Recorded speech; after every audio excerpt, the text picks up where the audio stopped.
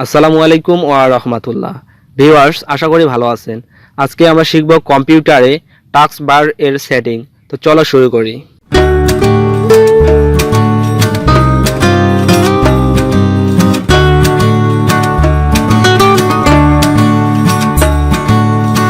তো ভিউয়ার্স, আমাদের কম্পিউটার ব্যবহার করতে গিয়ে মাঝে মাঝে এই মেনু বার অথবা টাস্ক বারটি নিচ থেকে উপরে ডানে বামে চলে যায়। আজকে দেখাবো কিভাবে ইচ্ছে মতো রাখতে পারবেন। তো এখন স্টার্ট বাটনে মাউস ক্লিক করি অথবা কিবোর্ডে এই বাটনটিতে ক্লিক করলে এভাবে আসবে। এখানে সেটিংসের আইকন দেখতে হবে অথবা সেটিংস লেখা থাকবে, এখানে ক্লিক করতে হবে। এভাবে আসবে। এখানে পার্সোনালাইজেশন অপশনে ক্লিক করতে হবে। এভাবে আসবে। এখানে লিস্ট হতে টাস্ক বার লেখাতে ক্লিক করতে হবে। এভাবে আসবে। বামে দেখুন এগুলো অন আছে, একটু অন করে অফ করবেন এবং দেখবেন বারটির কি পরিবর্তন হচ্ছে।